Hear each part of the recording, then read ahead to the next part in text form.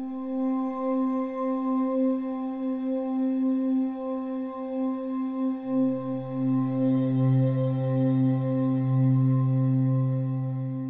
rewilding is a new concept of conservation that's really taken off in the last few years. Restoring ecosystems with the hand of man, bringing out keystone species, the beaver, the lynx, the wolf, things like these.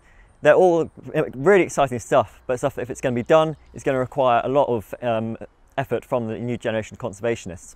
Focus on nature as the youth movement of conservation is ready to step up to this challenge. And the workshop today is examining how we can go about it, should we go about it, and what we can do to really bring rewilding to the forefront of conservation in the future. We chose the Wildwood Trust in Kent to host the conference, as they are one of the few conservation charities engaged in rewilding in the UK. Wildwood Trust is a charity we set up to create a place where people can come and learn about rewilding, learn about how rewilding can happen, also get a feel for the animals in a Britain that is rewilded. The lynx, the wolves, bringing back pine martens, red squirrels, all the animals that we could have back in this country.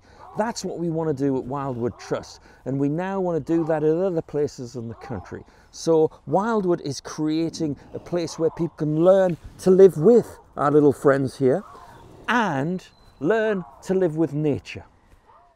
The delegates received an exclusive tour of the park and discovered more about its residents, many of which are now extinct in the wild in Britain.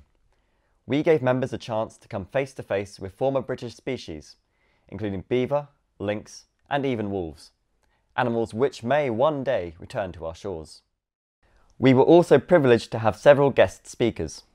Jamie Wyver spoke about his research on attitudes towards lynx reintroduction in the UK, while Kate Carver told us about her work on the Great Fen Project in Norfolk. We also had Alan Watson Featherstone speak about his charity, Trees for Life. Trees for Life is an award-winning conservation charity working to restore the Caledonian forest in the Highlands of Scotland. That's the native forest characterised by Scots pine that used to cover most of the Highlands, but there's only about 1% of it left today, and that 1% is still dying out because of the imbalance in the landscape with too many herbivores, deer and sheep that eat every baby tree. So we protect trees with fences so they can grow where they're seeding naturally. We plant trees, and in the long term we advocate the return of all the components of the ecosystem, all the way up to top predators like the wolf here, because there will never be a healthy self-sustaining ecosystem until we get all the component parts back in place again, and particularly apex predators that have a top-down regulatory effect. I started Trees for Life 30 years ago with nothing on an external level. No resources, no training, no studies, no access to land, no funds. And today we're a successful organisation with 20 staff. We own 10,000 acres of land. We've planted 1.3 million trees, and we've inspired other organisations elsewhere. And that's come about because I followed my heart, and others have joined me in that. And we can all do that. We can all make a positive difference, and we can really pull off this movement of rewilding many of the areas on the British Isles for the future.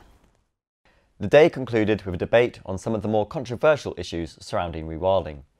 The panel included individuals who represented both the conservation and farming communities.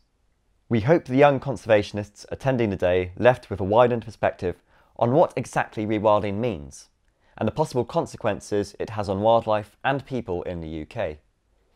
It's ambitious, but perhaps not as daunting as it's often made out to be, and it's a focus on nature's hope that some of the thoughts from today may shape the face of conservation in the future. It's not about turning the clock back, it's about starting the clock again, because the clock is stalled. My vision is a big vision. It's the one in which the 21st century is remembered in future millennia as the century of restoring the earth, the century of rewilding, where people from all nations, all cultures, all backgrounds came together for the first shared task of all humanity. We've never had a task that unites everybody before. We've never had a goal that brings together everybody. Surely it has to be helping to heal our wounded world.